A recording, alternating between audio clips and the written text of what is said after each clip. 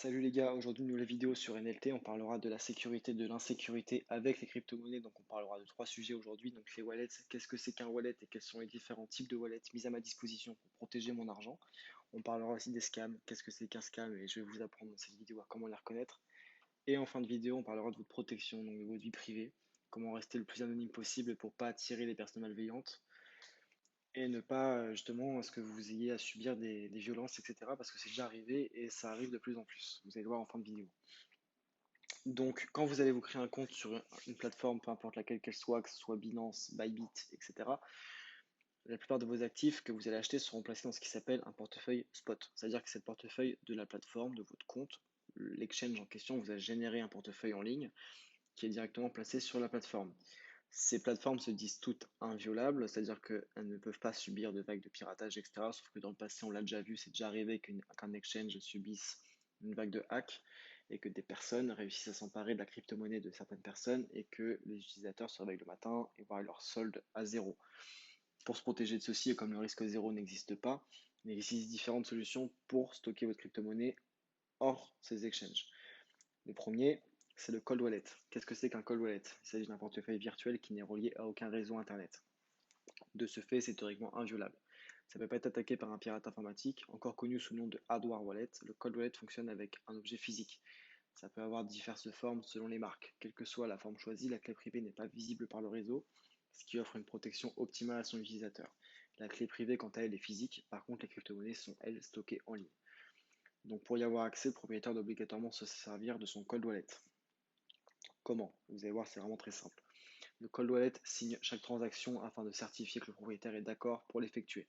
Donc la seule contrainte, qui n'en est pas vraiment une avec ce système, c'est qu'il faut à chaque fois confirmer les transactions de transfert de crypto-monnaie en utilisant la clé privée. Il existe plusieurs types de wallets physiques qui peuvent être utilisés. Par exemple, on l'a vu, donc on a Ledger, la société française du même nom. Donc c'est une des solutions qui est prisée par les utilisateurs de crypto-monnaie. À côté, il y a d'autres entreprises comme Cool Wallet, Trésor, CoinPlus, etc. qui vous proposent aussi leur propre cold wallet. Moi, en l'occurrence, je vais vous recommander Trésor ou Ledger. Pour moi, c'est les mieux. Donc, nous l'avons dit, donc l'utilisation des cold wallets nécessite de recourir à un objet physique. Cependant, tout le monde n'aime pas avoir cette contrainte parce que c'est vrai que des personnes peuvent avoir peur de la perdre ou que ce soit. Si vous perdez votre clé Ledger, sachez que vos actifs seront perdus aussi, dans 95% des cas. Donc, pour ces personnes, il est possible d'utiliser ce qui s'appelle une autre solution, donc c'est un paper wallet. Qu'est-ce que c'est qu'un paper wallet? Un paper wallet peut être généré hors ligne, ce qui s'avère pratique parce qu'une fois qu'il est généré, l'utilisateur note sa clé publique et sa clé privée sur un support qu'il ne doit pas perdre. Son wallet peut recevoir la crypto-monnaie, enfin la monnaie électronique qui lui correspond, même lorsqu'il n'est pas connecté au réseau Internet. Donc c'est un moyen pratique et sécurisé pour stocker de la crypto-monnaie. Cependant, le paper wallet représente un inconvénient majeur. Avec lui, c'est pas possible de faire les transferts sortant d'actifs numériques. Rectification, c'est théoriquement pas possible d'en faire. En effet, dans la pratique, il y a une solution exploitable. Elle consiste à importer votre clé privée dans un wallet, ordinateur, smartphone, web, client, etc. Mais cette technique présente elle aussi un défaut. Elle expose le propriétaire à des attaques informatiques puisque sa clé privée est à présent connectée à Internet. Donc n'importe quel pirate informatique bien qualifié peut y avoir accès. Toutefois, il existe une parade. Il s'agit de recréer un paper wallet à chaque transfert effectué. C'est contraignant, mais c'est pour la sécurité et c'est mieux à faire. Attention maintenant, pour un paper wallet, il n'est pas possible de retrouver les crypto-monnaies lorsqu'elles sont perdues. Contrairement à une autre méthode de stockage, il n'y a pas de technique de récupération comme le backup ou la phrase, d'où l'importance de bien garder votre clé toujours avec vous. Il existe aussi sinon le hot wallet, donc qui consiste à stocker les crypto-monnaies sur un ordinateur. Attention, encore une fois, un ordinateur, c'est un objet physique. Si vous perdez votre ordinateur, si quelqu'un vient chez vous, vous cambriole et vous le vole et a accès à vos données, cette personne pourra s'emparer aussi de vos crypto-monnaies qui sont stockées dessus. Donc faites bien attention à ça. Un smartphone ou une tablette, c'est la même chose, en y sécurisant la clé privée. L'avantage avec le hot wallet, c'est que le propriétaire a un contrôle total sur ses actifs numériques. Il en dispose comme il en veut, à moins qu'un hacker, comme on l'a dit, rentre en scène. En effet, puisque la clé privée est sur l'ordinateur, celui-ci est susceptible de faire l'objet d'une attaque par un virus informatique, résultat des courses. En voulant conserver ses crypto-monnaies, le propriétaire les expose à des pirates. Notre difficulté avec le hot wallet, c'est qu'il faut faire un suivi régulier, des mises à jour régulières sont faites. Et il est important de les intégrer à votre système, sans quoi celui-ci devient encore plus vulnérable. Cela dit, si malgré tout vous optez pour le hot wallet, vous pourrez bénéficier d'une certaine flexibilité. Le hot wallet, c'est très avantageux Ça offre beaucoup, c'est très fluide en fait, parce que du coup, ça veut dire que vos actifs seront toujours à votre portée. Vous allez en faire ce que vous voulez, sauf que comme on l'a dit, c'est aussi risqué de les avoir sur un ordinateur. Maintenant, le conseil que moi je peux vous donner, c'est qu'en tant qu'investisseur de crypto-monnaie, ne conservez qu'une petite partie de vos avoirs sur un hot wallet. Donc on l'a dit, ça peut être MetaMask, etc. Les investisseurs peuvent choisir de détenir des fonds qu'ils prévoient utiliser dans un avenir proche dans leur hot wallet. C'est-à-dire que si vous avez de la crypto-monnaie que vous souhaitez investir, que vous allez utiliser pour acheter par exemple des NFT ou pour simplement acheter de la crypto-monnaie sur des exchanges, que ce soit faire des contrats à l'effet de levier, donc en futur, etc. Vous pouvez cela les conserver sur un hot wallet. Mais tout le reste de vos fonds, mettez-les dans un cold wallet hors ligne avec les sauvegardes des clés privées jusqu'à ce qu'il soit nécessaire d'utiliser les fonds pour les utiliser. Donc c'est-à-dire que sur le cold wallet, vous gardez les projets que vous allez hold, donc les crypto-monnaies que vous allez acheter, que vous allez garder peut-être 1 an, 2 ans, ou que vous allez revendre que quand vous êtes en bénéfice. Et sur le hot wallet, et ben, l'USDT ou l'Ethereum pour acheter des NFT, pour faire des contrats à effet de levier, etc., etc. Et activer aussi l'authentification à 2 facteurs sur vos applications et sur vos exchanges. Très important aussi, il y en a beaucoup qui ne le font pas. Quand vous allez vous connecter sur Binance, un SMS, c'est très facile à reproduire. Un pirate peut facilement transférer le SMS sur son téléphone à lui, hein. Il ne suffit pas d'être un expert, mais il y a beaucoup d'applications qui peuvent le faire. Donc toujours activer l'authentification à 2 facteurs, très important. Les scams et les discords, les URL frauduleux. Donc le monde des crypto-monnaies est encore un jeune marché rempli d'opportunités dû à sa faible réglementation. Donc il n'est pas étonnant de constater le nombre de scams qui s'y produit. Notamment cette année, on a une vague énorme qui s'est produite. Il est alors primordial pour l'investisseur d'être capable de différencier ce qui est pertinent de ce qui ne l'est pas. Donc les fondamentaux, dans un premier temps, ce qu'on va voir aujourd'hui. Commençons par la partie la plus simple. Tout d'abord, qu'est-ce qu'un scam? Un scam est une arnaque en ligne qui a pour but de soutirer de l'argent à ses clients, sans pour autant honorer les promesses promues par leur projet. Concrètement, ces derniers s'emparent des fonds obtenus et en général disparaissent après cela. Après ces simples définitions en tête, nous avons déjà commencé notre travail de recherche qui portera sur l'identification des projets légitimes, de ceux qui ne l'en sont pas. L'un des premiers aspects à prendre en compte n'est pas forcément dans le contenu du white paper, donc c'est-à-dire que quand vous allez avoir un projet NFT ou un fork OHM, etc., vous allez avoir un white paper où ils vont vous proposer du coup une roadmap, hein, qu'est-ce qu'ils vont faire par exemple avec la NFT, qu'est-ce qu'ils vont vous promettre. Donc c'est la perception du projet que sa communauté et les acteurs de la cryptosphère manifestent par leurs posts sur les différents réseaux sociaux qui a considéré dans un premier temps. Donc c'est-à-dire que si vous voyez sur Twitter une vague de hype autour d'un projet, que tout le monde en parle, etc., bon, ça mérite réflexion. Par contre, si à l'inverse, vous voyez un projet NFT qui vous propose, je sais pas, 1 million de dollars, vous doutez bien qu'un projet NFT qui va vous offrir 1 million de dollars à une personne ou qui va offrir je ne sais pas combien d'argent à une personne qui a une NFT en question, c'est bizarre. C'est bizarre. Donc méfiez-vous. À vrai dire, structurer intelligemment un white paper de manière convaincante est une chose relativement simple, mais contrôler sa perception en est une autre. L'opinion de la communauté prévaudra généralement sur la qualité du travail fourni. En apparence, si l'équipe d'un projet crypto en question possède un groupe Discord ou Telegram, c'est assez simple pour vérifier si des questions légitimes ou des accusations de fraude sont effacées. Une équipe sûre de ses forces n'effacera pas ce genre de message. Au contraire, elle essaiera d'apporter des réponses appropriées afin de rassurer des potentiels soupçons sur la véracité de leur projet. Par ailleurs, si le projet est audité par une compagnie connue ou notable, alors cela élimine à presque zéro tout risque de scam. Ça, faut le savoir. La petite astuce que je peux vous donner, c'est que si vous rentrez sur un projet qui vous plaît, posez-leur la question. Est-ce que vous voulez scam? Est-ce que vous voulez ceci? Moi, je pense que vous allez faire ci, etc., etc.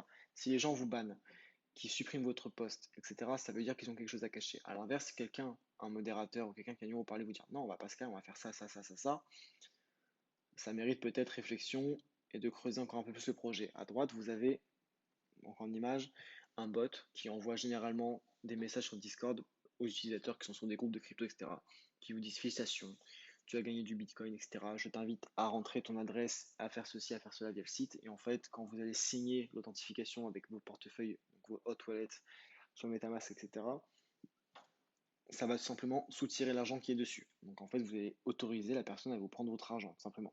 Donc faites bien attention à ça aussi quand vous voyez un projet NFT qui vous contacte directement ou peu importe un projet qui a de l'ampleur qui vous contacte en privé, généralement c'est faux. Un projet ne vous contactera jamais en privé. S'il doit passer par vous, il vous contactera directement sur le Discord en question. C'est déjà arrivé que nous, sur NLT, on ait des personnes qui contactent nos membres en se faisant passer par nos modérateurs. pour soutirer de l'argent. Sachez que nous, si on doit venir vous parler, ce sera uniquement sur NFT ou si on passe en privé, ce sera avec un compte officiel. Donc faites vraiment tout le temps attention à ça. C'est déjà arrivé qu'on l'a vu avec la vague de hype qu'il y a eu sur la NFT Mekaverse. Mekaverse n'est jamais venu parler en privé. Pourtant, il y a d'innombrables bots qui avaient la même photo de profil que Mekaverse qui se permettaient d'envoyer des messages aux membres du Discord pour justement leur soutirer de l'argent via des liens, etc. Et beaucoup de personnes se sont fait arnaquer. Donc faites attention à ça. Quand vous avez besoin de poser une question sur un projet, c'est toujours sur le Discord, sur la page, le Twitter officiel. C'est jamais eux qui vont venir vous contacter pour vous parler. Ils n'ont rien à gagner à faire ça. Donc les scams de type Honeypost. Honeypot, pardon. Donc c'est une pratique couramment utilisée dans la cryptosphère. Celle-ci consiste à faire en sorte que votre argent rentre au sein d'un projet crypto-monnaie mais n'en ressorte jamais. Généralement, vous pouvez voir le prix de la crypto du projet augmenter. Vous essaierez de profiter de ce moment d'euphorie en y investissant, mais il est peu probable que vous réussissiez à récolter vos gains. Le cours continue d'augmenter mais ne baisse jamais, puisque personne à part l'initiateur du projet peut vendre sa mise. Pour vérifier que vous ne tombiez pas dans le piège, il vous suffira de vérifier le cours de la crypto étudié.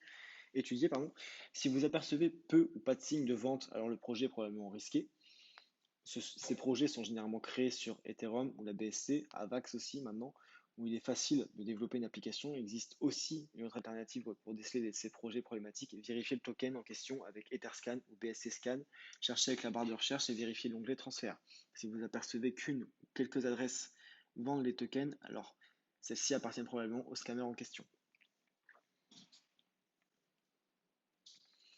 Les volumes des tokens crypto. Donc le volume des crypto-monnaies indique que celle-ci est soit très populaire ou pas du tout. Si on ajoute à cela une forte liquidité de celle-ci, consolide la confiance que témoigne le marché sur la pertinence de son usage. Ainsi, une crypto avec un volume irrégulier, impopulaire auprès du marché est suspecte. Et vérifiez du coup sur BSC Scan ou sur Etherscan sur le transfert à nouveau le nombre de transactions par heure. Un projet de crypto-monnaie prometteur génère des transactions environ toutes les 10 à 20 minutes au minimum. Si vous vous apercevez que cela tourne plutôt autour d'une transaction toutes les 2 ou 3 heures, ceci est potentiellement un signe d'impopularité ou de danger. Les fonds de liquidité, donc les liquidity pool, est également important à analyser. Un projet sur compte, on coupe. Un projet sur compte, un fonds de liquidité est d'environ 40 000 $. Le budget doit être élevé puisque peu de scammers prennent la peine de fournir ce niveau. Vous pouvez par exemple vérifier ça sur PooCoin, du coup, cherchez la crypto que vous souhaitez. Et sur la sélection gauche, vous pouvez voir quelque chose comme Coin, BNB, LP, BNB, Holding. Partez du principe qu'un projet avec un fonds de liquidité en dessous de 40 000 $ est potentiellement dangereux. Vraiment. Donc ça, faites attention pour toutes les personnes qui sont sur les forks OHM, etc. Méfiez-vous. Les rug pools. Un rug pool est lorsqu'un scammer attache un fonds de liquidité à un projet. Il attend que celui-ci se remplit par achat et finit par emporter l'intégralité de l'argent investi. On se retrouve avec une crypto-monnaie sans valeur. Selon CypherTrace, les défis rug pool représentent 99% de toutes les crypto-scams en 2020. Vérifier sur Etherscan ou BSC Scan l'onglet Holder est un moyen efficace pour lutter contre cela. Si environ 50% des coins sont dans un portefeuille mort, c'est-à-dire qu'ils sont brûlés, alors cela diminue les risques de rug pool. Facile à reconnaître, ces adresses sont généralement dénommées. Donc vous avez un exemple ici, 0 fois avec marqué dead à la fin. Il est par ailleurs utile d'utiliser Token Sniper si vous vérifiez rapidement et facilement un projet crypto douteux. Tapez sur la barre de recherche en haut à droite l'ID du token et le site web vous fournira une courte analyse du smart contract d'un projet si celui-ci est similaire ou est peut-être retrouvé ailleurs. Donc vérifiez les résultats sur Automate Contract Audit et ses alertes. Faites attention à No Prior Similar Token Contract qui porte souvent une fausse alerte étant donné que plusieurs projets se basent sur un même modèle de nos jours, notamment avec les forks OHM qui se basent sur OHM. Donc la protection de votre vie privée. On peut probablement supposer que la création du Bitcoin est inspirée par des idéaux de décentralisation et d'indépendance financière. Les utilisateurs du réseau peuvent effectuer des paiements et des transferts monétaires sans avoir recours à des intermédiaires, banques, gouvernements ou autres institutions financières tierces. Le Bitcoin et la technologie blockchain ont donné naissance à un nouveau système monétaire transférant partiellement le pouvoir et le contrôle assumé par les banques et les institutions gouvernementales vers le peuple. Les caractéristiques de la blockchain appuyée par la cryptographie ont permis l'émergence d'un système plus transparent où les transactions sont enregistrées en permanence dans un grand livre numérique accessible à tous. Et c'est public. Sachez-le, c'est public. Vous n'êtes pas anonyme, les gars. Votre protection, votre vie privée. Dans une certaine mesure, la blockchain assure également la sécurité et la confidentialité puisque la plupart des adresses de portefeuille ne sont pas directement liées à nos noms et nos adresses, aux données personnelles. Les portefeuilles de Bitcoin peuvent être utilisés par toute personne ayant accès à Internet et ne nécessitent aucune vérification d'aucune sorte. Les adresses pseudonymes Bitcoin sont probablement la raison pour laquelle beaucoup ont tendance à croire que les transactions Bitcoin sont anonymes. Cependant, Bitcoin n'offre pas vraiment l'anonymat complet ni la confidentialité et n'a jamais prétendu le faire. Bien que les adresses Bitcoin soient relativement anonymes, toutes les transactions sont publiques et traçables. Ainsi, des utilisateurs individuels peuvent voir leur adresse compromise par l'utilisation répétitive de celle-ci, l'historique des transactions, le suivi des paiements, la surveillance des adresses IP, etc., etc. Si le Bitcoin a parfois mauvaise réputation, c'est parce que son développement a été marqué par l'affaire Silk Road. Je ne sais pas si vous avez si vous avez déjà entendu parler de ça. C'est le nom d'une plateforme internet sur laquelle des vendeurs et acheteurs anonymes échangeaient tout et n'importe quoi contre des bitcoins. On pouvait y trouver des armes, de la drogue et le FBI a fermé le site en 2013. Plusieurs médias ont également affirmé que des groupes terroristes utilisaient le bitcoin pour s'approvisionner discrètement, sans toutefois avancer de preuves tangibles. Rappelons qu'une transaction en bitcoin est anonyme, mais elle est totalement traçable dans la blockchain. Les entreprises analytiques, alimentées par la subvention de recherche gouvernementale, parviennent désormais à remonter jusqu'aux personnes physiques. Ça veut dire qu'il y a des entreprises, des gens, vous n'êtes pas anonyme. Si vous faites une transaction, mettons vous achetez quelque chose d'illégal avec du Bitcoin, sachez que la police française, peu importe qui, peut vous retrouver très facilement avec votre adresse IP, etc. Vous n'êtes pas anonyme, les gars.